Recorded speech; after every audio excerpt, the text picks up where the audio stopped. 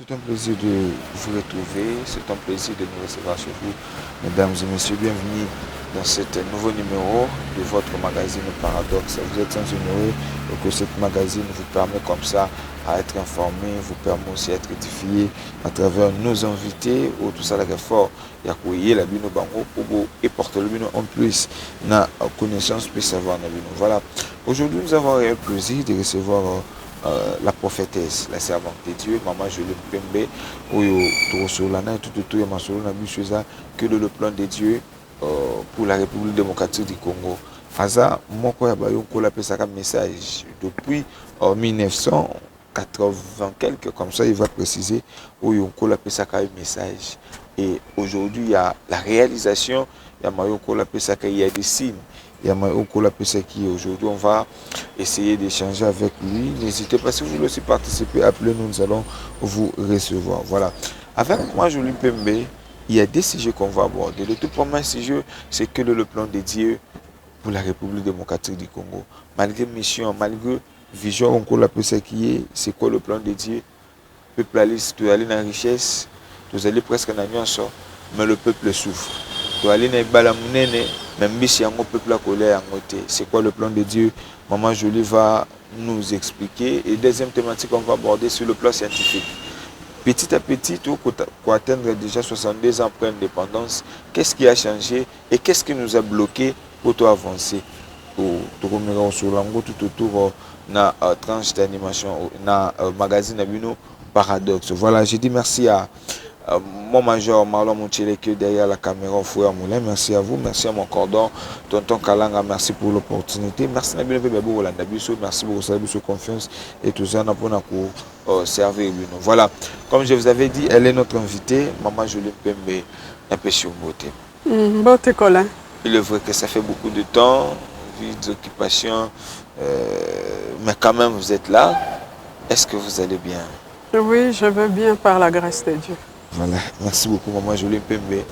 Et le comme biso envers yo, et kotala likanisi ou vision ko la pesa kio pour Namboka Congo. S'il faut être clair, ko la talisa ko vision au lelo ou ko expliquer biso qui avait une mission que bilembo comme déjà komonana.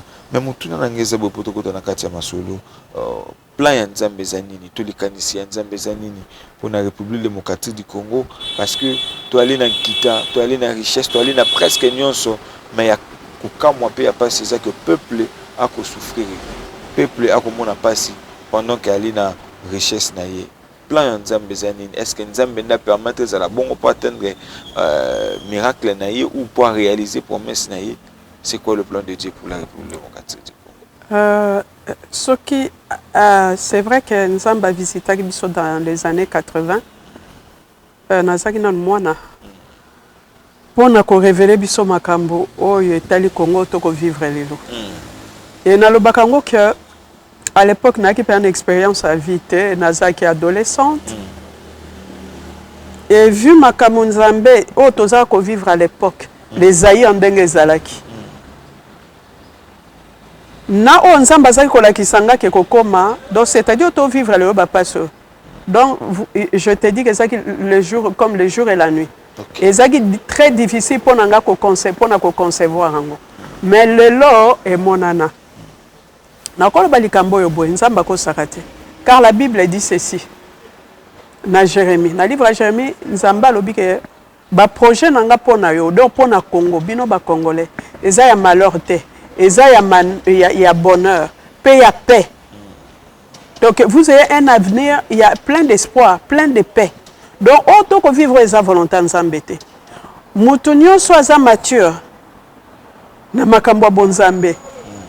Ayebi que soki Nzamba lobi likambo ko sakate il faut ekokisama. Mais soki c'est le contraire. O ezo koma o Nzamba loba. Il faut que luka Nzamba wana oyeba le pourquoi. Nzamba loba a makambo minene pe ya kitoko pona Congo. Kalobi que Congo est comme la première nation. États-Unis bako kumiso Chine lelo et Mathieu so comme peu première puissance mondiale. Congo est comme wana même koleka yango. Que Congo to kolei samokili. Congo est le pays le plus connu. Mutunyo sa olinga koya ko vivre na Congo. alors que richesse aux na Congo o ba congolais ba okoma nango donc on a linga koloba que natangwa Salomon de richesse de kosa. Mais qu'est-ce qui fait le lot que makamona nsamba lobi pa kambo kito congolais ko la respecter partout au monde, partout dans na mokili mobile. Mais le lot yoto ko vivre c'est le contraire de tout ce que nsamba promettre biso. Faut que luka pourquoi koyeba. Et pourquoi toujours vivre le contraire oui, nazokoba. Je vous laisse vraiment le temps parce que je partout. Parce que Congolais s'éloigne qui de Dieu. Congolais, c'est vrai que 90% ceux qui sont Congolais, hein, les chrétiens, bon de lac. Mais qu'est-ce qui fait que Makamtoko vivre ça yangote? C'est parce que tous ceux qui ont bozino ya plan de Dieu. Quand il plan de Dieu peut que ça là, parce que nous avons plus qu'un plan na été. Mais à la qui c'est comment qu'on ça là yango, comment qu'on mettre en pratique, comment qu'on kokisa ba paramètres nyonso afin que tout le monde a le bon connaît kokisa. Yango biska nyonso nga na kenda ka to quand je rencontre quelqu'un le bané makamamboka natina na otinda même depuis ces dernières années, même si surtout ces derniers temps que token na repentance. Nzamba sukola maboko na biso. Et chaque fois qu'un chrétien, pas seulement un chrétien, chaque fois que mutunyo sazo e panzambe, Nzamba sukola kamaboko na biso. Parce que si token na Isaïe 49 à lobby, non, 59 je crois. 49 c'est un abosani, entre 49 et 59 à lobby que l'ito yanzambe za, beaucoup de eza sourte po yoka. Eza, masumu na bino ndeza commettre une séparation hein, entre biso na Nzambe. Tant tozo bonde Nzamba omona maboko na biso etondi na makila. Makila ezotalisa nini masumu mabe koboma. Koboma eza kaka toyo tozoka bawande makamdenge baosopa makila na este na batu musukuna. Mais makamsu tozo salo sali ndekono odongo bomi e koboma. Et que tant tozo ko lever maboko na biso vers Dieu, yazo mona ngo makila. Yani faut se repentir. Car Nzamba lobaki na biso un jour que mutu nyonso azana makila bandeko na ye. Na maboko na ye. Akozala Nzamba ko utiliser yete pona kotonga mboka Congo parce que Congo eza mboka Nzambe. Nzamba abindenga pona Israël aponi pe Congo ndenge wana. Yana il faut to senga ntoke na repentance ata na ndako na yo. Ezaka te babenga à la télé non repentance nationale ata na ndako na yo ata na église na bino dans ta famille bisiko za na bureau bisiko sambela na entourage na yo ba collègue na yo. Il faut to mikitisa ko sengaka bolimbisi Nzamba limbisa biso. Car Bible lobi que soki te confesser masumu na biso akopetola maboko na biso. Aujourd'hui on attend. Na sili sa papa. Allez-y. Alors soki to pesi mitema na biso ako guérir mboka na biso. Ako guérir biso. Mboka na biso eza malade to pesa mitema Dieu Bible lobi bo azo komisa Nzambe psaume 50. Azo ko rendre action de grâce na Nzambe azo komisa Nzambe. Mais oyo akotosa o Nzamba lobi akomona le salut de Dieu. Et je peux vous dire que c'est le temps. Le temps Nzamba lobi naebisaki autant tozaki même ne bandela émission que c'est depuis 10 ans le long de tozo le kanaba média pour nous koloba le plan de Dieu, pour annoncer le plan de Dieu pour la RDC, pour la République démocratique du Congo. Wana na ba média, mais nous le faisons depuis des années na ba conférence et consorts parce que message toziango comme je dis depuis 86. Il y a plan de Dieu pour la RDC. Alors, tozolo basiko que nous sommes dans le temps. Nzamba salaka dans le temps et dans l'espace. Et zarabisiko nzamba salaka. Nzambe bisika tozana bisiko nzamba na projet. Ya kosala makambu ya minene. Espace eza na Congo. République démocratique du Congo. Rwanda te, Uganda te, mboka mususu te, États-Unis d'Amérique te, Chine te, Angleterre te, France te, Italie te, Australie te. Na Groenland ou bien kuna na Islande mais awa na Congo. Et nous sommes dans le temps de Dieu. Parce que nous avons un message appelé Sakinga pour la première fois en 86. Et ça a deux volets. Volet à Liboso, Kemboke Kobeba. Et Koko Mapasi, Tokozanga Mai, Tokozanga Courant. Koufe Kokota na niveau moko. On a un Koeba na te koleka même. Koufo et Salemaki pendant la Deuxième Guerre mondiale. Pas si kokoma. C'est pour nous que bon, tout ça limité. Na télévision na etanda ike moi to pesa ba détail nyo sauter sinon te aussi émission na ko to ko puiser toko épuiser matière nyonso to nango ya ko traiter na émission le alelo.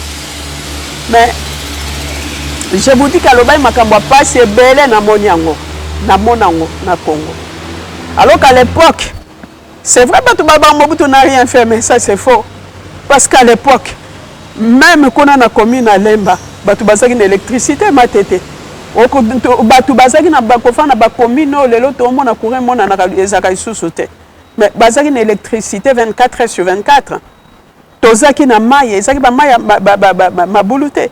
Soko moni muta utiliser maye mabulu, c'est-à-dire que à côté c'est na régie des hôtels na lopango na yo auti ko tonga sika. Mais pour dire le long de comment vivre, même dans la cité, comment on appelle, résidentielle, où il y a Bakonzi. Mais courant est kenda à tout moment, presque tout le jour. Donc, quoi qu'on dit, pas si Batuko Koufa, Batuko Zanga Kolia. Bobo là, il y a un niveau haut. Je ne pouvais pas croire, mais les autres vivent en gros. Voilà les bosseux qui pas sûr qu'il y a. Nenge Congo Kobeba, Zaïre à l'époque Kobeba. Voilà mi balé zalaki nzamba loba kutuke kokufa na sekaki il y a quelque temps président tangaloba ke eloko moko ya koboma na mboko eza souté parce que nous c'est kufa nango. C'est tous les Congolais qui étaient mécontents. Bon, presque non, la majorité. Mais moi, c'est ce que Dieu m'avait dit. Que le Congo est ressuscité. Bon, quelque part, je comprends les Congolais. Et loin de là, je n'ai pas éclaircir parce que les gens croient que, bon, le quoi Tobi, il faut croiser ma boko, kakalo sambo, baveye, non, nous prions et puis tous autres travailler. Tozo munda, tozo ça ce qu'il faut, ce qui convient de faire. Tozo bonde là. Et puis, ce qui te même dans l'histoire de la Bible, il y avait des tribus, monsieur Zaki, tribus, il y a les Lévites. Oh, bah, on va bien dans un temple pour sacrifier, pour na ko bonde là-bas prophète et tout ça. Mais les autres tribus devaient travailler. Bien sûr, on peut na bonzambe. Mais ça, c'est-à-dire que l'armée congolaise, tozo soutenir on a ma bonde. Les politiciens doivent travailler, continuer à faire le Sengeli,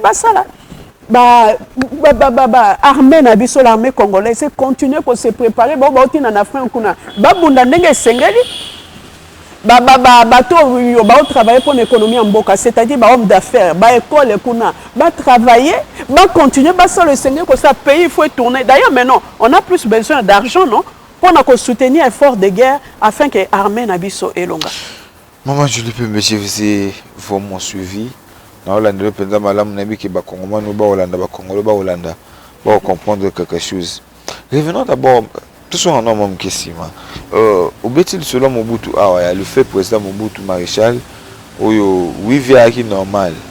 Mais surtout il y a un discours où le président Mobutu a le qui le prêt, il y a aussi la même pacte na diable.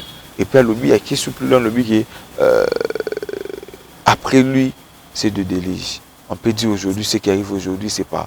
Ils ont peut-être accès au bakondi bangomo ko bafungola qui porte.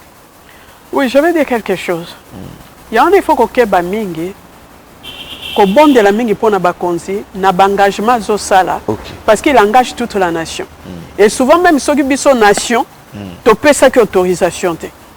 Na ngo kende plus vite en besoin te. Na opé exemple ndo baba que non à ce qui paraît si les Rwandais vont attaquer le Congo parce que nous sommes, je ne sais pas, ça n'a pas été na Rwanda et consort.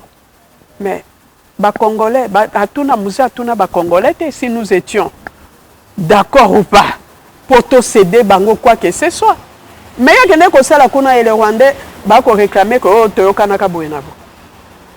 Donc, effectivement, c'est très dangereux.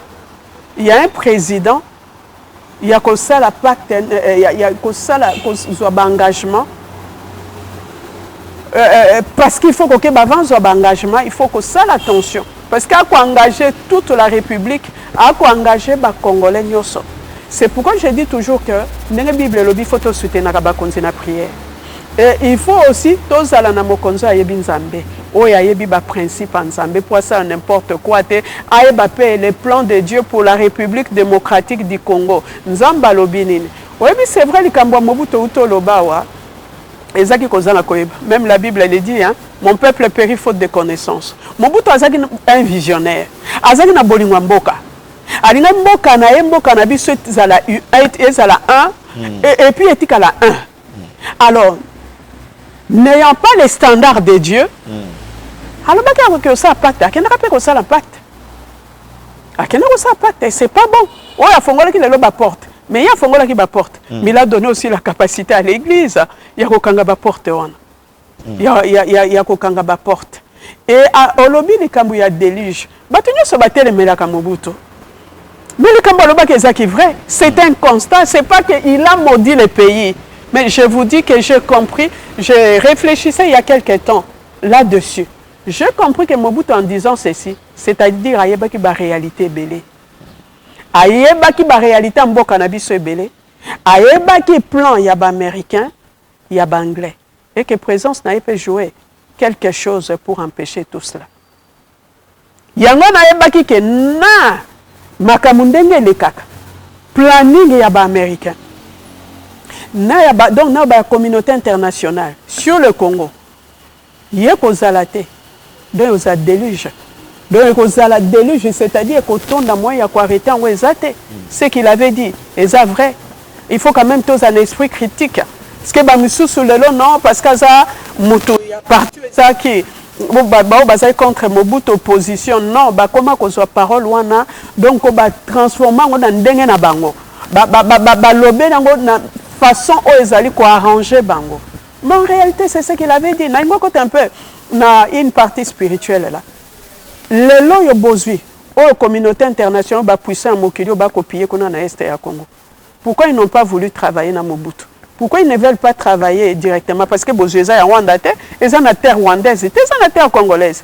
Pourquoi ils ont négocié na bisoté, mais plutôt na Kagame o azo bomaka ba congolais na est kono. Mais tu dois comprendre que parce que que Mobutu pas permettre que basala likamboa. Ils ont voulu que ça commettre na bande touche.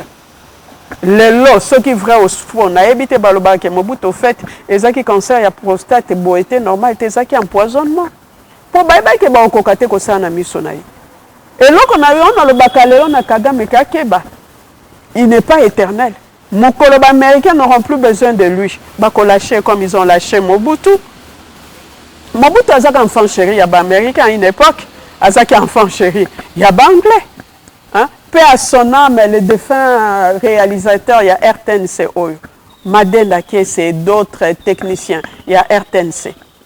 À l'époque, c'était les Aïe. Ils m'ont raconté ceci qui fut une époque où le président Nabiso, paix à son âme aussi, le président Mobutu, a Salaka voyage en Angleterre, à Kitty. Vous savez que quand un président d'un autre pays arrive, en Angleterre, c'est le premier ministre. Mais Mobutu, le défunt, le président Mobutu, a boya kokita. Alors, il faut Madame Maya, il faut Renaya, Sorayete, na kokita pete. Oh non, mais awa pouvoir na biso boy, premier ministre suffit boy. Ah, mais c'est Madame la reine ne vient pas. Ngape na côté na avion na zongi na mboka na. La reine Elisabeth, aya kenda ko yamba Mobutu. Pourquoi? Bayeba qui est Kazaki, président Moka à l'époque, les Aïezaki stratégiques. C'est pourquoi nous sensibilisons les Congolais, les Lokoyeba, que le moment est arrivé que les Congolais font la mission. Justement, côté parce que Dieu est de notre côté. Nous sommes dans le temps de Dieu à l'Oba qui Kembo qu'il faut Kangolama. Que à l'Oba, il faut vivre en go. Et Nani Koloba, parce que tant que l'Oba Kango, spirituellement, toza basal na nzambe ba message ko uté pa nzambe ba prophétie naza la seule teza ba prophète belé ya mboko yo même ya mikili mususu même mindele bango moko ba occidentaux qui viennent prophétiser sur le plan de Dieu nzamba bongisa pona Congo eza des choses grandioses eza ba prodige na makambo de merveilles ndeko sale bana mboka oyo. Alors ngongango yango yo il faut tout comprendre. Il faut que les signes du temps. Et nous devons travailler parce que spirituellement, le message est bima. Mais maintenant aussi scientifiquement. Oui, scientifiquement, maintenant, comme il peut épouser, peut soutenir ensemble le baba ndakala. Kalaming était, je suivais mon amboka ministre ya industrie. Tanga zoloba, non. Lelo yo donc Congo, même président, non, président. Oui, copie l'année passée, 2021. L'année passée, le Seigneur Mokonzi, Il y a école, mon mboka, son excellence Félix Antoine Tshisekedi Tshilombo. Alobaki na webi sous. Et comment si on a presque un slogan, le Congo pays solution. Parce que même pour le réchauffement planétaire, le réchauffement global, les autres ils savent que le Congo tozan a ba minerai, il y a ba comment, il y a ba dernière technologie. Mais le peuple a bénéficié. Oui, c'est ça. Tozo que nous tozan ango. Et lelo ba ministre, eza ya mine, et ba ministre mususu, ba komi koloba que non. La région de ce que Bassin Ensemble disait ou disait de la part de Dieu. Que les minerais ensemble disait à ses serviteurs qu'il y a des minerais au Congo, na RDC et nulle part ailleurs. Le lot scientifiquement c'est prouvé. Les ministres, les mboka, kuna ba ministre eza koloba et puis que zo ko bakisa yango. Bible eza ko confirmer yango. Bible lobi que nambisi o atia na Congo mbisi na bama ya Congo parce que lobi que jusque là au Congo ici tolia mbisi kaka ya première couche, deuxième couche à poisson, troisième couche à bas poisson na sa bibale ezali ototushakate et que le Congo kolei samoki. Mais j'étais surprise dernièrement parce qu'il y a quelques années, d'abord on a kendaka en Amérique du Nord, bande qu'on a okendo tala kuna basenga kimbisi ya kokauka. Na memela bango mbisi ya kokauka. Batuninga na badouane ya bamboka ngo kuna. Oyo mbisi nini omemi pesa biso bakombo ata yo moko. Nazaki na kombo scientifique te ya mongusu par exemple. Na bi kombo ya mongusu te ya nzombo te scientifique. Mais batuninga na bino ce sont de poissons. Il y a Congo na uté na Congo. Non, et ça, les poissons, il y a Afrique. Il y a des eau douce, eau douce congolaise. Non, il y a en Afrique et tout ça. Non, il y a des poissons qu'on trouve qu'il y a eau. Il y a certains poissons qu'on trouve qu'il y a eau douce. Il y a Congo. J'étais étonné, c'est vrai ça. Mais récemment, Nathalie Moukolo, ministre de la pêche et l'élevage, Tanga Kende qui mission na Mwanda, na Congo central là-bas. Alors, que kuna toza na mbisi somo. Bato monde kuna babi que non, oyebi biso toza na accès. Toza na accès na fleuve comment? Na côte atlantique.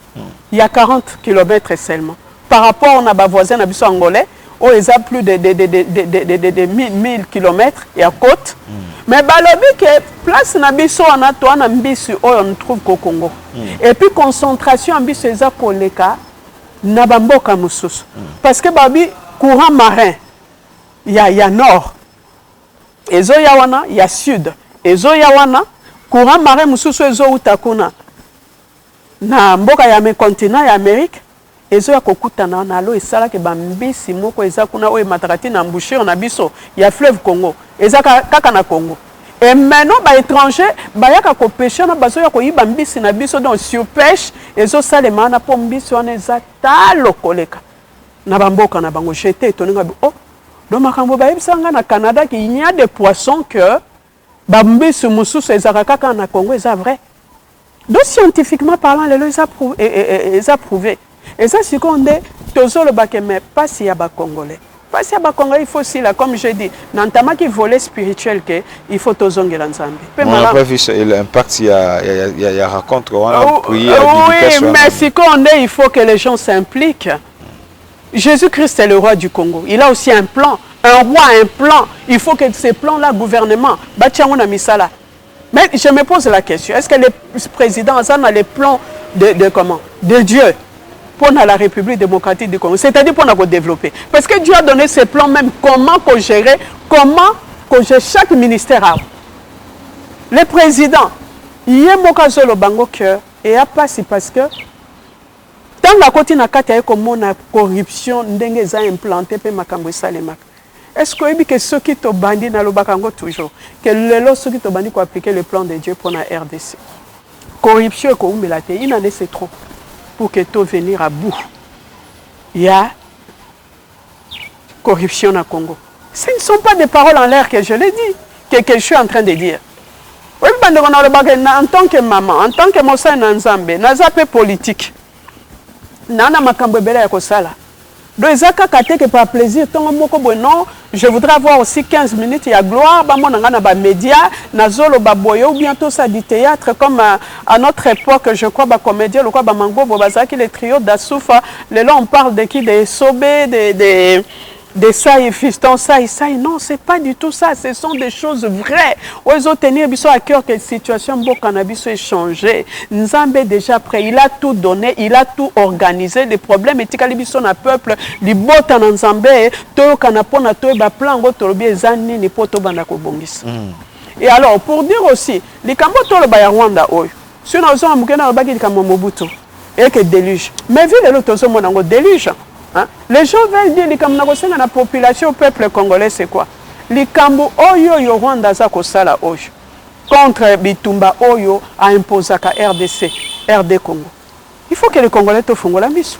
Et ça, les Kambo te que la président de la République, il y a beaucoup de gouvernement et ou parlement. Non, il faut que tout Congolais a s'impliquer. Il faut toter les mains. Apport ya ba Congolais apport ya ba Congolais, il y a des choses à faire, papa. Et avant le rapport ya ba Congolais, il faut te comprendre d'abord ce qui se passe là-bas dans l'Est. Exactement. Et Zanine. Le Lonazo Canon M23 soutenu par le Rwanda et Boeba déstabiliser le Congo. Oh, Baliverne. Oui, Babylone, on a tenté à Sekanga, mais non.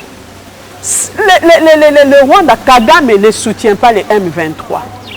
Kagame ne soutient pas. La rébellion n'est pas que mouvement rebelle. Il y a Bosco Tanganana, Kundabatoire. Mais je vous dis, pour ne pas tout banana n'afdel n'a pas mouvement nyoseyaki. Ce n'est pas que à soutenir Kabango, c'est lui qui conçoit, qui conçoit plan qui a conçu et qui les utilise. Yenda Zokabatona, il les forme, il les équipe armés, Bango pour attaquer Congo. C'est pas moi qui l'ai dit. Yemoka lobby yango. Et puis les Kambo ils attaquent sporadiquement à attaquer. Non, c'est un plan conçu depuis des décennies. Na bato ba soutenir kaye.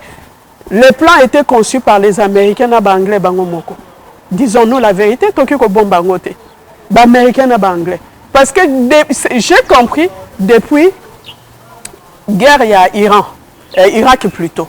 D'un bagane ko ko isa Saddam Hussein ko bomaye. Et puis oyo ya Afghanistan. D'abord banaka Afghanistan pe ya Iran. J'ai compris que les États-Unis à s'engageaka nani était sans que Londres.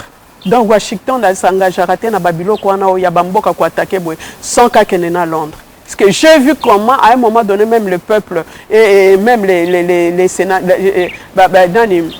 comment comment on les appelle ya anglais s'étaient opposés et comment à l'époque le premier ministre c'était qui Tony Blair azala qui ko se poumoner pour essayer pour na ko convaincre ba sénateur na bango kuna banan na bango tout ça chambre de l'eau pour que ça y est avant la fin que baken ensemble avec les Américains.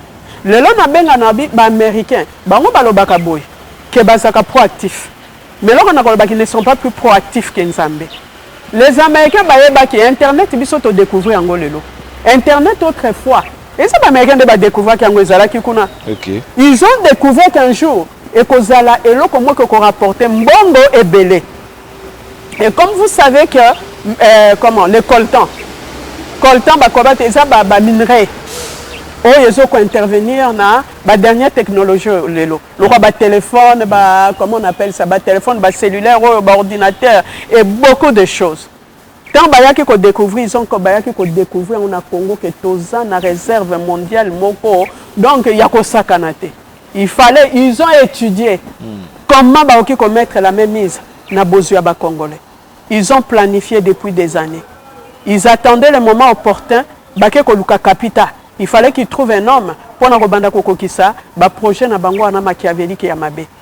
En la personne ya Kagame bazo muta kokokisa yango. Lelo na benga ke na lobi aza kapita ya ba américain. Parce que eza mentalité au ba américain na ba Kagame ba osala lelo. C'est comme autant au bazaki ko batu baba les occidentaux bazaki ko ya ko déporter ba africain peuple africain pour na okende ko utiliser bango comme ba esclave kuna ko soko kendo te ka bango.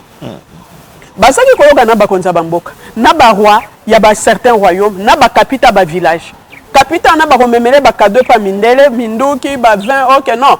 Pesa biso bato en échange. Yépe azoteke azosalango azosa propre peuple na yepo na kotekisa bango. C'est le rôle aujourd'hui que Kagame est en train de jouer.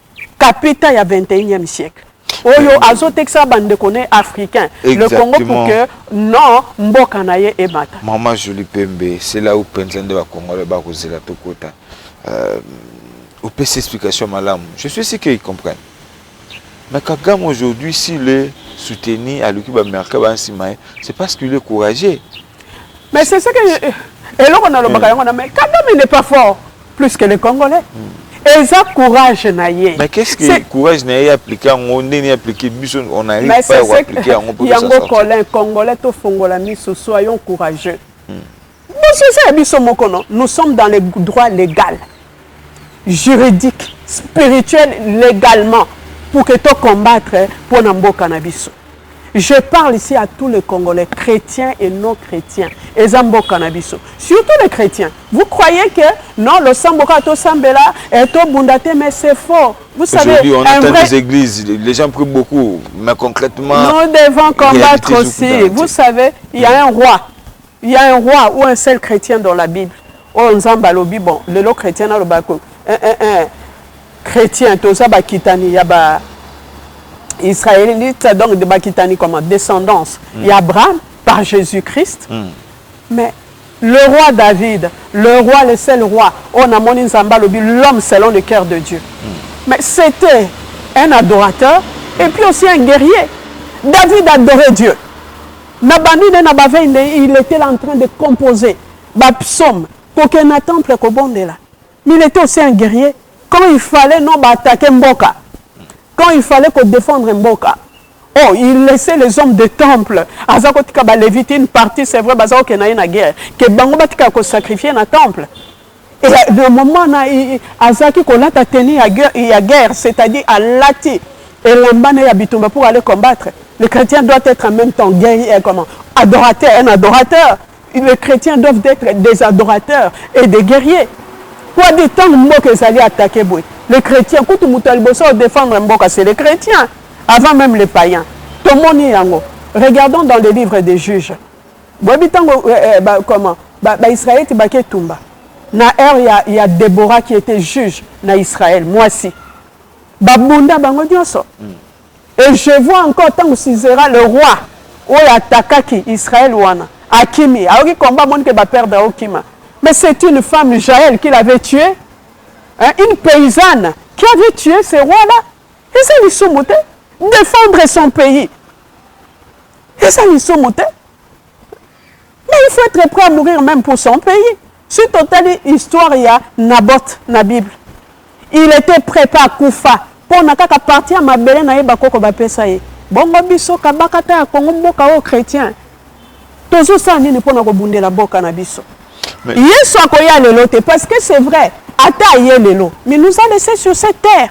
Alors baki Christ c'est vrai, il a dit que nous sommes de ce monde, mais nous ne sommes pas.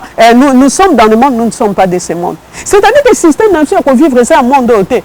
Donc les gens ceux qui ba côté na mboka na biso non bazo bon mapona ko détruire ba Congo bino biso to semble ka to ko intervenir te. Mais ça c'est de la bêtise. Il faut tout défendre mboka na biso.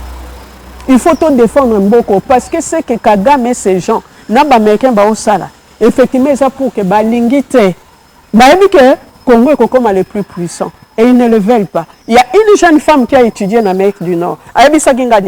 Qu'un jour un de leurs professeurs américains là-bas nord-américain. Alors, ce que les Américains font, c'est quoi? Après chaque 100 ans, hein, il y a une nation puissante où émerge. Sur Togotal, je crois que la lumière, pour une histoire il y a très lointaine, c'était la France. Dans les années à lumière, là, c'était la France. France est aussi là, et comme Angleterre. Hein, avec la révolution industrielle. Et puis après, la Grande-Bretagne, donc Angleterre, et comment les États-Unis. Les États-Unis, nous avons appelé ça qui est un plan ya kitoko pour que les États-Unis aient la lumière des nations. C'est-à-dire que conduire ma nation, la liberté, à la grandeur. C'était ça le plan. Il y a Nzambé pour les États-Unis. Au comment que les fondateurs, il y a États-Unis d'Amérique, c'était des vrais chrétiens. C'est ce qui a fait même que les États-Unis deviennent la première puissance mondiale. Parce que travailler et surtout que la constitution le lingue na bango ya kotonga mboka na bango était basé sur la parole de Dieu. Mais malheureusement aujourd'hui, les États-Unis, même américains, un peuple na bango ba bien. Que les États-Unis on a été pour éclairer les nations. Les États-Unis, au lieu d'apporter la vie, plan, tôt, mission que Dieu avait donnée aux Américains, les loba konzi América, le gouvernement et Amérique ne travaille plus pour apporter la vie, la lumière dans la nation pour libérer d'autres nations. Ils sèment la désolation. Maintenant, ils sèment la mort. Parce qu'ils sont jaloux. Comme le professeur là avait dit que les Américains savent qu'à chaque 100 ans, il y a une nation puissante émergente. Pendant que dans notre pays, il y a division d'abord. Il y a un parti politique.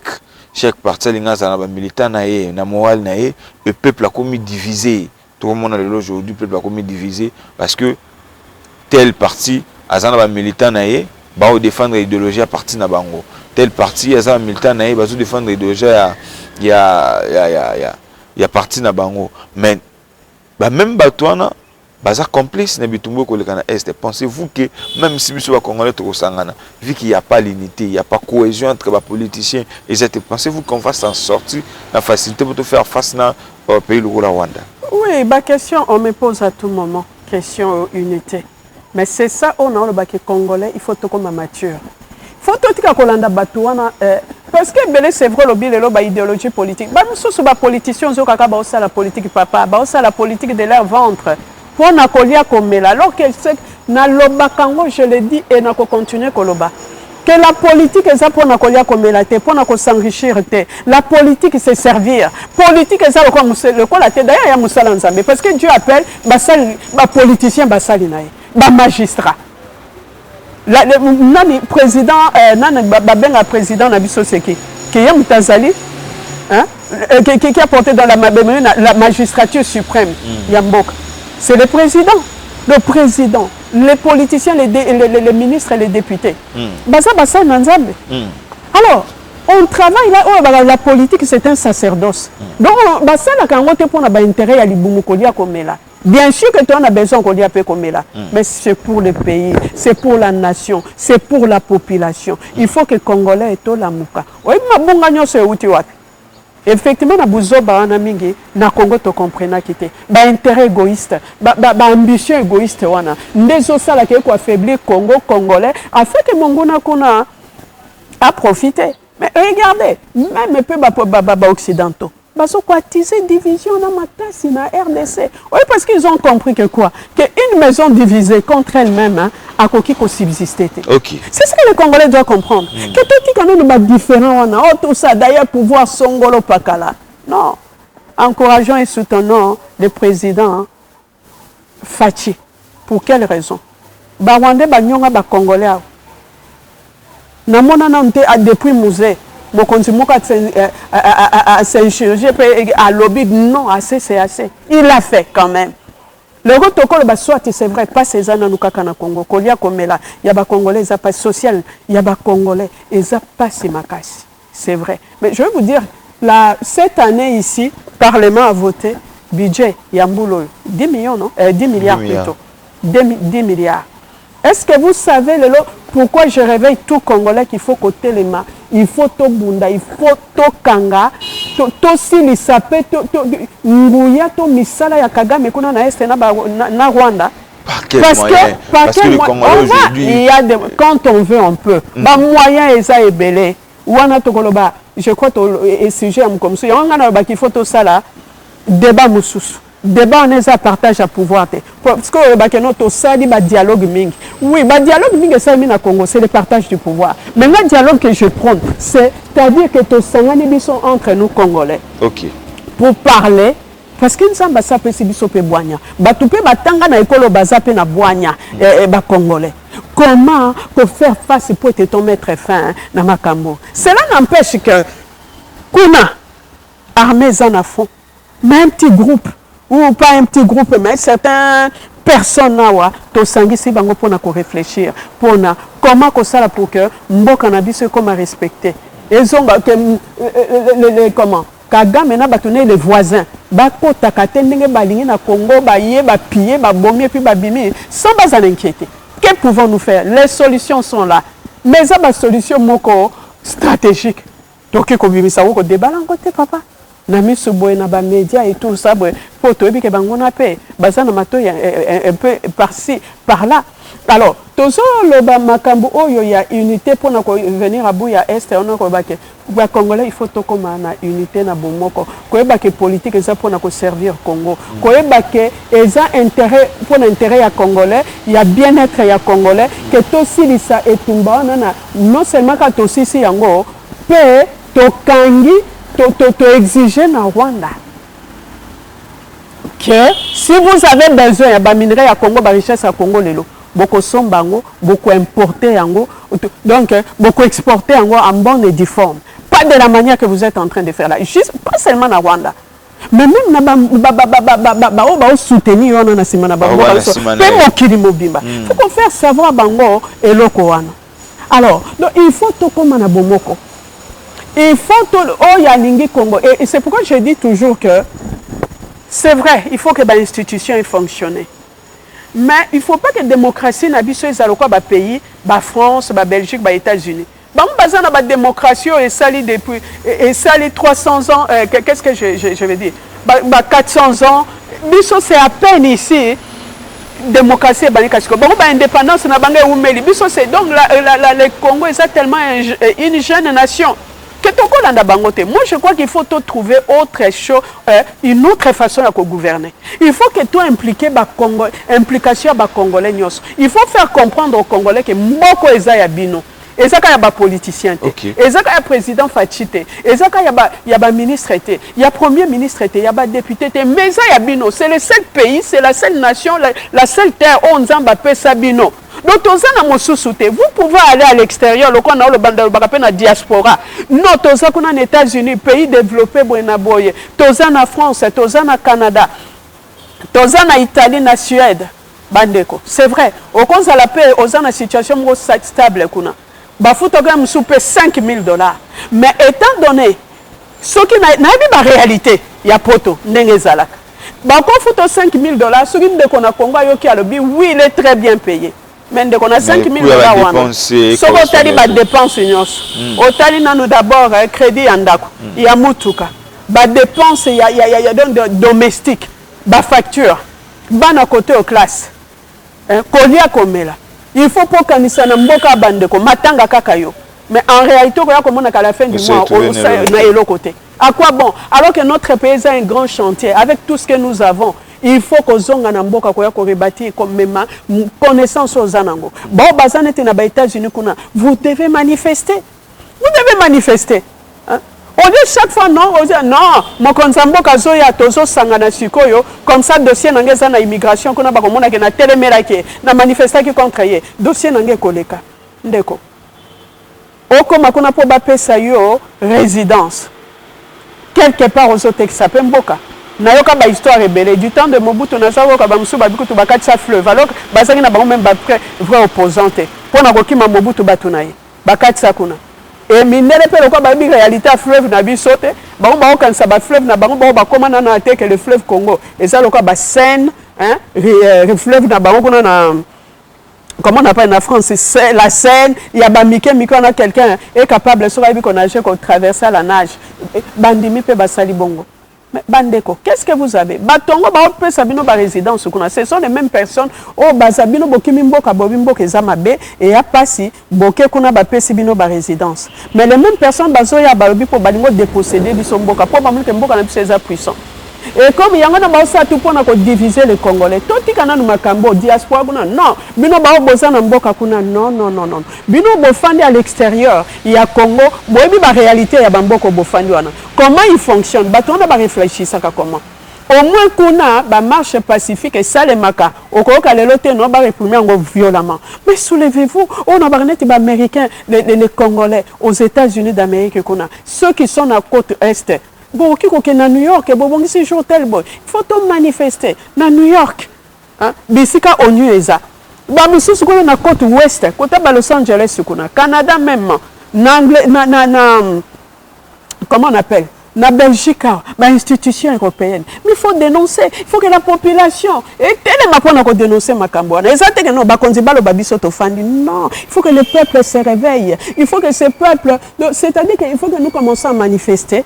Le peuple, comment il va se réveiller à Salanine à ces moments, c'est stade.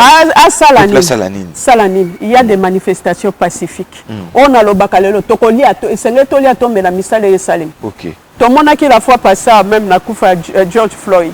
Oyo, les États-Unis, Black Lives Matter.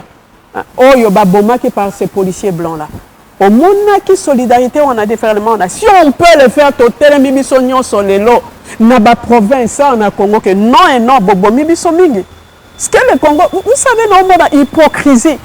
Quand je regarde l'hypocrisie, il y a communauté internationale. Comment? Moi, je Denis Mukwege prix Nobel de la paix parce qu'on construit Bassi. Mais ils ferment leurs yeux. Hein? Non, pour Nakoloba, mais pourquoi ils ne font rien pour arrêter à cause de ça là que Bassi on a base à la déchirer. C'est de l'hypocrisie. Et c'est ce que je dis aux Congolais, que nous devons arrêter causer la communauté internationale qui va sauver Bisso. Il est vrai, c'est tout à fait vrai. Aussi, le Congo ne peut que dire ça, que le Congo n'est pas Bokanabiso, Munangana, Oyekoyaki, que Kagame na Batuna, Azwa Batune Bakene. On peut que dire ça. Mais est-ce qu'ils vont le faire, Barokene? Il faut t'obliger, Bakene. Il faut t'obliger, Bakonani. La guerre n'a été pour que il faut que la population, il fallait armer, même la population, va s'armer contre l'ennemi. Contre l'ennemi, oh, bah, ceux qui ont attaqué les Congolais. Il y a certains messieurs, comment on les appelle? Bah, occidentaux, c'est parce que hein, la communauté internationale peut Kangaki Miso pour na, comment on appelle? Et Kangaki Miso, le génocide rwandais. Mais le génocide rwandais, qu'est-ce que les Congolais ou le Congo a à voir avec le génocide rwandais? Le génocide rwandais, c'était le Rwandais entre eux. Qu'est-ce que le Congo a à voir? Et puis le génocide rwandais, c'est 800 Rwandais qui ont été tués. Mais regarde le nombre, il y a des Congolais au Babomi. Plus de 12 millions de Congolais. Mais quand est-ce qu'ils vont arrêter? Non, ils vont être à Kagame, non, parce que à Salango, parce que Tokanga Kemisu.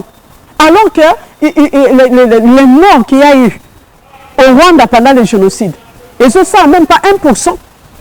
Comment on appelle? Et ce ça même pas 5%. Il y a Batou, oh, dans le Congo déjà Bakoufi. Mais quelle hypocrisie! Il faut comprendre qu'il faut que tout se prenne. Mais il y a quand même l'organisation, il y a les Nations Unies. L'organisation, mais nous avons la MONUSCO ici. Oui,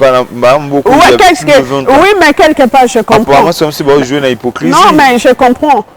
Bande Koyebela, même dans l'Est, Balingi. Et pourtant, le pourcentage de la concentration MONUSCO des Nations Unies, c'est qu'on a dans l'Est. Mais depuis qu'ils sont là, qu'est-ce qu'ils ont fait? Le massacre continue. D'ailleurs, au fur et à mesure que les années passent, le massacre, qu'est-ce qu'ils ont fait? C'est pourquoi moi, je dis que les Congolais doivent se prendre en charge. Totalement, nous devons défendre notre pays. Nous devons défendre nos minerais, nos richesses. Aujourd'hui, on a vu. Et nous devons, s'il faut même, porter plainte contre les États-Unis d'Amérique et l'Angleterre, il faut le faire. Ce ne sont pas des juristes qui nous manquent ici. Tout ça, il faut le faire. Porter plainte contre Kagame. Et les preuves sont là, dans des documentaires. Mais allez chercher même sur Internet. Là où Kagame est en train d'avouer, les là sur le bac, non, il ne peut pas faire la guerre chez eux, il doit faire la guerre parce qu'ils n'ont pas de terre. On va ces images pendant que vous parlez. Oui, il faut les Kisango. Voilà. Allez ça les Kisango, parce que toujours le Bakakate, vous pouvez voir. Erreur monsieur ya Congolais, parce que ça va recherche, c'était attendre Camille qu'il lise. Attala, là il est en train de dire, il y a sur le balélo que non, va décider, il faut combattre, il faut continuer. Que ça la guerre na Congo parce que le FDLR basa na Congo. Mais qui a fait entrer le FDLR au Congo? C'est Kagame, c'est l'auteur. C'est l'auteur. Il est en train de parler dans ma image en Monango. Comment plan après avoir réussi son coup, Baye qu'on interviewé hier, je me dis bon, il n'a pas compris qu'un jour, image qu'on s'est rencontré, il est en train de dire comment son projet, leur plan c'était quoi? Kokoti sa le FDLR na kati ya Congo. Basa na frontière il faut kokoti sango na kati kuna. Maintenant pour attirer la compassion du monde entier, médias. C'est pourquoi ici je fais une parenthèse, que bino les hommes et les femmes des médias, il faut médiatiser les Kambouya Congo aujourd'hui. Comment France 24 était, TV5 Monde était, on a Ukraine, Russie et contre Ukraine. Mais il faut que les hommes des médias, les médias congolais commencent à en parler. Il fallait que nous préagissions et nous avions déjà repéré des Zaïrois qui étaient prêts à combattre Mobutu pour nous, avec notre aide, bien sûr. En même temps qu'il prépare la guerre, Paul Kagame se rend au siège des Nations Unies pour tenter une dernière fois d'obtenir un engagement de la communauté internationale. La paix et la stabilité du Rwanda et de la région va dépendre de ce que la communauté internationale sera capable de faire et dans les délais les plus courts. Envoyer un signal ferme et fort aux criminels impunis de la région est bien évidemment la meilleure solution.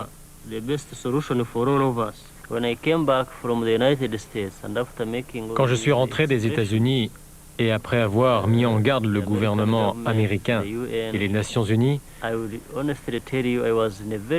très honnêtement, j'étais dans un état d'esprit très combatif.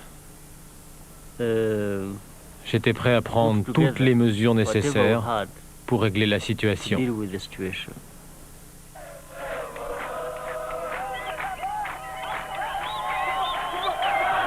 Au Rwanda, dans les camps du FPR, des milliers de Tutsis du Zaïre n'attendent plus désormais qu'un ordre pour passer la frontière.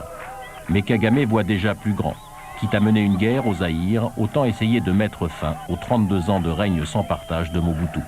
Il sait qu'il peut compter sur la bienveillance des États-Unis qui aimeraient voir une nouvelle génération accéder au pouvoir en Afrique. Mais pour renverser Mobutu, une armée même entraînée ne suffit pas. Kagame doit avancer masqué, donner l'illusion que ses troupes ne font que conseiller une rébellion interne. Il lui faut donc trouver un homme de paille parmi les opposants à Mobutu. Ce sera Laurent-Désiré Kabila. Kabila a le bon profil, il est zaïrois, n'appartient pas à l'ethnie Tutsi et combat Mobutu depuis plus de 30 ans. Kabila était un petit joueur. Il vivait de l'arsen. Il se faisait de l'argent en exploitant illégalement des mines d'or, en faisant quelques enlèvements.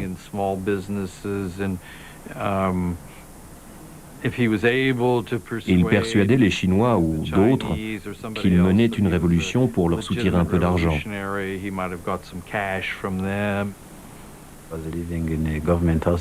Il vivait en Tanzanie, dans une maison que lui prêtait le gouvernement. Il était sous la protection des services secrets. Je ne l'ai jamais vu faire d'affaires illégales.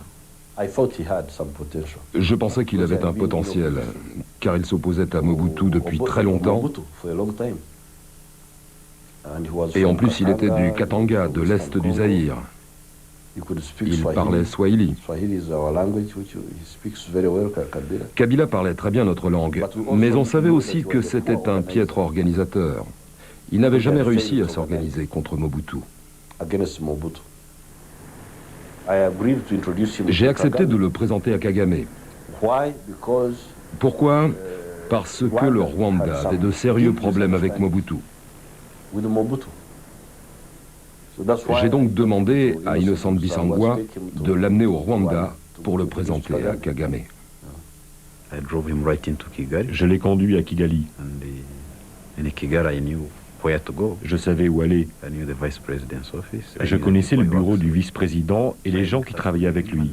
J'ai vu Kagame et je lui ai parlé de Kabila. Il ne le connaissait pas du tout.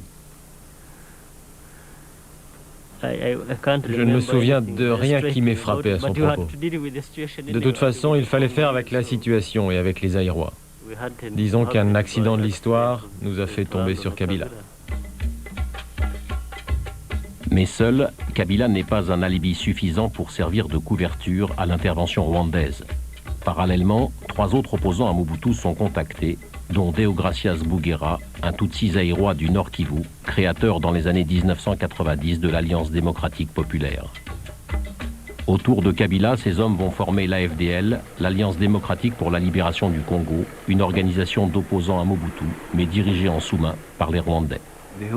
Toute l'idée était de réunir tous ces Zaïrois qui venaient d'endroits différents, avec des histoires différentes, et de trouver un moyen qu'ils fassent cause commune.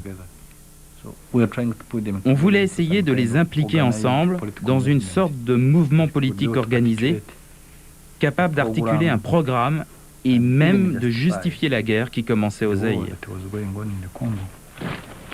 C'est un jeune officier rwandais qui est chargé des opérations militaires au sein de la FDL. James Kabarebe n'a que 25 ans lorsque les troupes du FPR prennent Kigali en 1994. Il en a 29 quand Paul Kagame lui confie la mission d'aider les fondateurs de la FDL à renverser Mobutu. Mais entre eux, ils ne se connaissaient pas. Il fallait donc qu'un Rwandais qui les connaisse soit présent à leur première rencontre pour faire les présentations.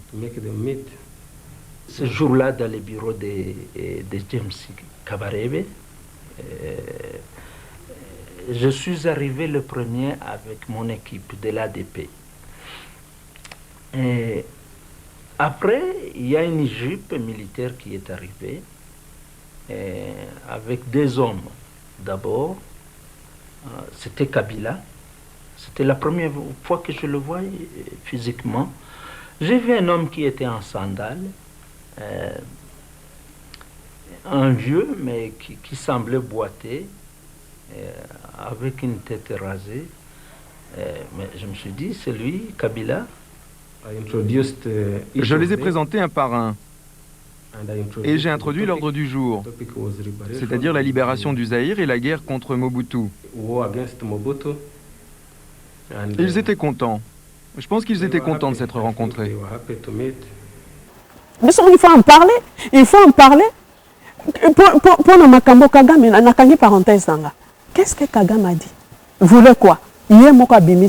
C'était son plan. Avec que non, il faut faire tout que le Hutu, après génocide, Bakota Kakana Congo.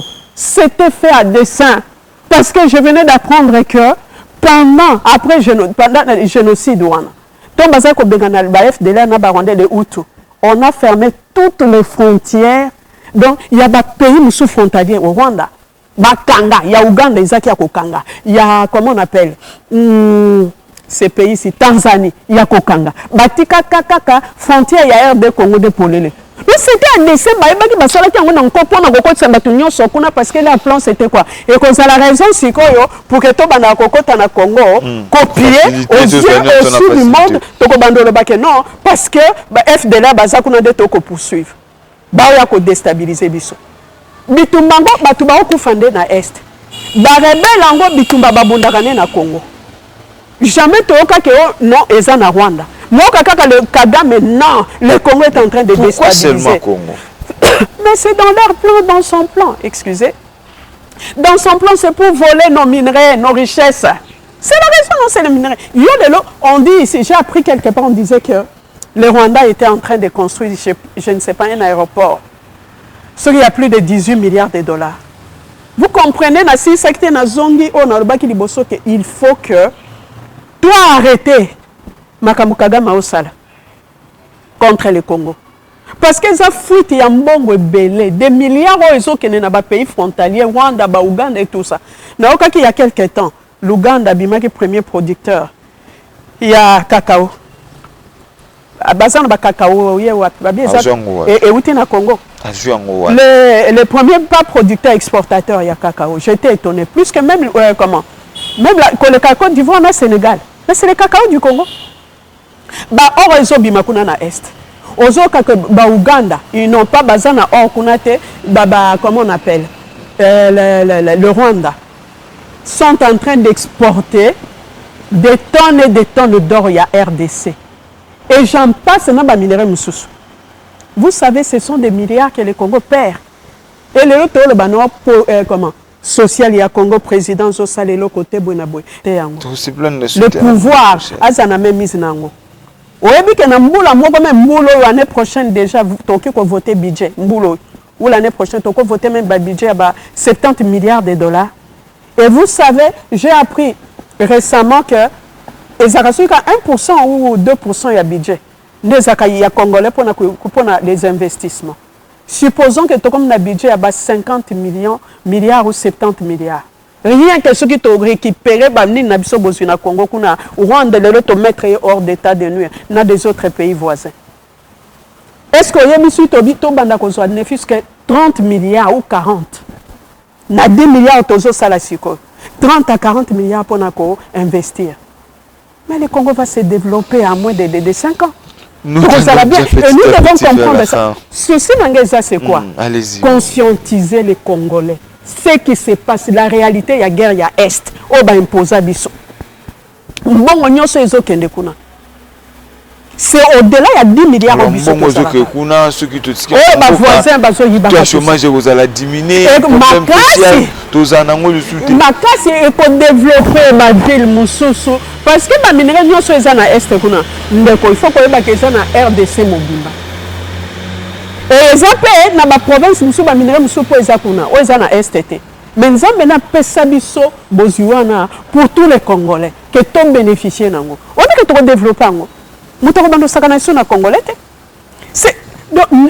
Je vous en supplie, chers compatriotes, Baklisto, Libota Nzambe, Bakongolais, Omboka Kitoko Nkola Sarabiso Kado, Tola Mukato travailler, Tobondela bien sûr, prière est la base, parce que rien ne peut se construire sans le Seigneur, rien ne peut se construire sans la prière. Tozo Sambela, rien que pour prier. Même temps, il y a domaine, il y a expertise, il y a connaissance, il y a travailler pour le bien de la population. Quand il y a une guerre, les Américains, les communautés internationales, les Kagame, les capitaines, les pesa yesiko charge ya pour appliquer donc la salle besogne oyo ya ko sopa makila ya ba congolais jusqu'à quand on dit makambo jusqu'à quand? Parce que tout c'est vrai. D'accord, et ça qui est communauté, il y a un pays, il y a Est et Afrique. Bazo, il y a force, on a pour neutraliser, comment on appelle, M23. Mais moi, je dis ceci, que c'est aléatoire. La solution efficace et définitive. Et ça que les Congolais, tout la mouka. Congolais, la mouka, parce que tout la mouka, tu comprends qu'il faut te défendre un beau cannabiso. Et que tu as envié, tu as la nabiso, l'autre côté, ça qu'on a besoin. Oh, Nzamba pesa biso, Nzamba za zobate bandeko. Vous croyez que Nzamba pesa biso bozo pour que Batubaya ko dominer biso total la carabouille? Non, loin de là. C'est pas sa manière de faire. Et ça que tu as courage. Il y a des Congolais, vu que le temps nous est parti, mais je faut juste tout donner une question. Balobi, Balingi va attaquer les Rwandais au Bazar Congo, la République démocratique du Congo. Pensez-vous que, comme on le dit, tout télémato Bunda, les Congolais ont une décision, Balingi va attaquer ce que les Rwandais au Bazar Congo. D'autre part, ça ne va pas nous créer et créer des choses. Il y a des, vous savez, il y a d'autres Rwandais bafandiao. Aza les paisibles citoyens. Il ne faut pas qu'on attaque un gaz étranger à Ponimboka ya kufandao. Ko sala ba fera. Toki ko attaquer bangote. Pour même Bible le bito linga ba étranger. Mais na ko sengelo ko moko que ba congolais bazala vigilant. Nazo banana na ba konza likolo. Bazala très vigilant. Na batuana. Pour tala kaka histoire ndenge Kagame zo raconter na ba image que quoi? Il fallait qu'il trouve qui mouton la personne et qui mzé. Aya comme Congolais bundisa Mobutu pour eux, pour l'intérêt na bango. Il a dit ça clairement. Il a dit, mais c'est ça, c'est ce que je vous disais qu'il faut au fond et toutes les preuves sont là. Même les États-Unis, ça la banquette, c'est le Rwanda, n'a déstabilisé le Congo.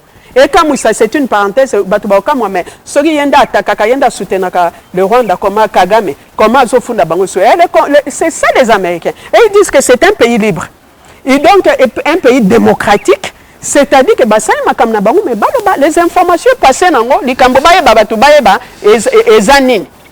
Et Zanine, bazo sala ngondengeni. Na zongi siko likamona obike ba autorité ba keba. Pourquoi? Parce que ndeko Colin na 96 je crois, 95 96. Moninga de moko kuna atindeli plan ya ba Rwandais o ba sepo na Congo. Ya komeli lokazaki proche ya Mobutu. Ya ba mikolo miloko ya zaki ne jeune ba mikolo na ba telemera ye mwana wa lingola kisani. Mais le to mone ko kisama ya ekokisa yango. Tant le président, quand Mobutu a koufi, entourage naie batu naie même bagarde au basai pene bapanzana mokili mobimba. Babeta lisolo balobini. Moi si a kondo a Biarimana, Mama Agathe, aya koyebisa président Mobutu. Abi que Rwanda il ko attaquer Congo. Zaïre à l'époque. Président le bité, maman date fait ça bas souci ou dépression ou ta kufa quand mobile na kufa, ya na zoba makambo mais tout le monde ko kisama. Et ça nande ko moka zo kotala ko sala musana itex Africa beteranga lisola za pe musana nzana. Abi za ko sana bande ko rwandais. Quand ba mona ki ba comme ba paisible citoyen rwandais ba fanda boy. Un jour plan ba ye ba pesa ke plan ya ba Congo donc ya ba rwandais o ba bongisa pona ko konza Congo.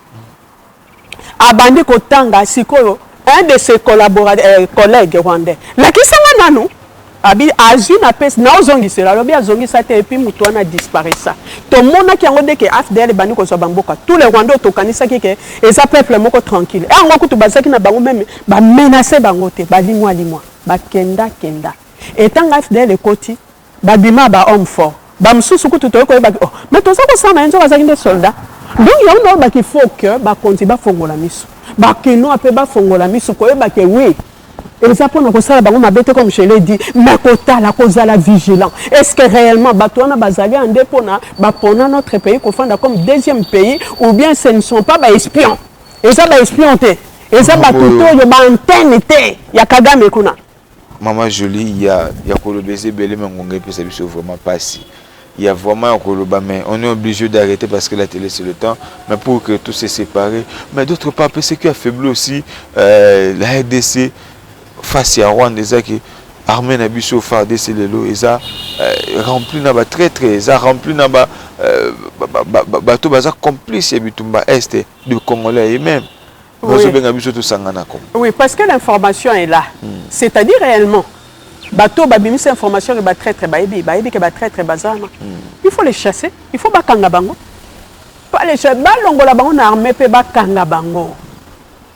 Toza na mboka kaka moko yo. Mboko biso to négliger mutunyo salingi yo ka kokene na étranger. Ces étrangers là ba mboko biso to ngo ke fanda kuna ko trouver refuge. Eux ils veulent venir ici balingi ko konza. Nous devons faire un effort et là on a ngo yebisa peuple congolais yangojo. Kagame likambo sala ndenge ba chassa Mobutu alors alonga jusqu'à lelo ndenge développer mboka na ye na makila ya ba congolais et puis c'est folie na mutu alors yaza na plan liso te kaka ke yaza na este kuna plan ya Kagame ezake aya ko konza même Kinshasa c'est-à-dire qu'atia mutu eza sur bon manate un Rwandais à la tête ya nation c'est-à-dire que peuple to population congolaise. Makambo nzamba la kisaki yango na plan makambo na sabino uté pa na ngate nzamba la kisaki yango bazo la nzamba talisi ke balambi ba potopoto na batono ba rwandais sikoyo basala kanini donc congolais zo na sani rwandais atokela ka potopoto kabela na lutu pour alia donc vous comprenez que le projet ya batouane za kopona ko kanza mboka mobimba la pongite la muka boya ba politicien totika ba division entre politiciens oh ata pouvoir et lobby boy non c'est ce que ba conduire na balingi pour toto beta na kamitu et puis bango ba ko avancer to boy yango makambo ya biso so eza to ko ya ko bongisa sima mais pour l'instant to ba na ko serrer le cours de notre temps na Kagame et Rwanda non na ba occidentaux de na bi ke to même bango devant justice. Et puis tobi que mboka na biso to ko céder et puis assez c'est assez si ko tonga mirwana il faut to tongango na ba pays frontalier ba osala ba comme problème ndena ko senga bino peuple congolais to comme kondima to comme mungu dans ton propre pays alors la Bible dit ceci nzamba sala kalikambote sans avoir révélé à ses serviteurs de prophètes nkola la kisi projet wana ya ba Rwanda pour que quoi mais pour que tout tellement tout ça c'est ce qu'il faut pour empêcher Makambwana une bonne fois pour toutes. Il y a le bakababi batangi sarabatukuna balobi bana bango que bazana une partie ya mabela na Congo. Donc nzambo ya kosa kata ya kosa tanga lo bakake Congo ezaya ya pona yango que il ne cédera pas et que les Congolais ne cèdent pas un seul mètre carré. Il y a mboka Congo na un pays quelconque pays voisin. Donc bango ne ba le ba vrai nzamba kosa. Pour comprendre que boza ba combattant dans l'esprit bobundaka tant bon mon que oza na promesse en Nzambe na vie na yo mais c'est le contraire qui arrive mais nous combattons ici on peut combattre et spirituellement et matériellement aussi Photo bunda matériellement. Kuna moye bandeko bana ba frontière kuna soki masasi mandoki machette osimbi omoni monguna zokota pona koya ko bomabino. Défendez-vous. Défendez-vous. En diplomatie, oyo katoke na Kenya. Toluki Kenya. Tozuni à la fin. Peuple congolais, c'est peuple il y a Kenya. Très hospitalier. Mais basta kana hospitalité na biso anate. Le Congolais c'est un peuple guerrier. Tant à côté le mat toti keli bango tout le temps 25 ans batika makambo. Est-ce que batik? Parce que to boyi le comme le roi de Belgique a senga biso pardon 60 ans après la mort de Lumumba, après que les Belges ont tué Lumumba. Donc ils veulent continuer à tuer les gens à l'est là-bas. Comme ça, voilà. Oui, ça impacte le Congo. Avec cette grande perte que le Congo a subie. Nako perdre ba héros naé ba tunaé ba combattant naé ba nanaé ba Lumumba ba Mpolo et consort et le Okito Joseph. Quel impact changement ne zo komema et makambo na mboka na biso. Exact. To boy lobi po ba meke communauté internationale s'il vous plaît une seconde ba ya koloba na biso que non bon après 20 ans 30 ans bolimbisa biso to ganga miso na génocide congolais bolimbisa biso. Non, on ne peut pas continuer à accepter Wanaba Madou Akabiso Boye. Trop, c'est trop. Eh bien, merci. Nous tendons déjà petit à petit vers la fin. Donc, nous sommes arrivés déjà à la fin. Et tout ça, qui n'a maman, Jolie Mpembe, qui en tout cas, ça fait très mal. Il y a le temps congolais, tout les matos défendre ma belle Nabiso. Tout ce qui est là, les politiciens, quand ils sont là, on va bunda. Biso nous sommes comment est-ce que politique Nabiso ils ont inondé na traître. Maintenant, il y a le temps. J'aime ce que le Condor Tien Tshisekedi a dit. Prenez-vous en charge. Il est temps de se prendre en charge. Il est temps de bunda pour Mboka. Même vous, les politiciens, nous Laurent Désiré Kabila dit. Ne jamais trahir le Congo. Pourquoi vous avez Mboka à cause de terrain, à cause de bénéfice Nabino, Mboka.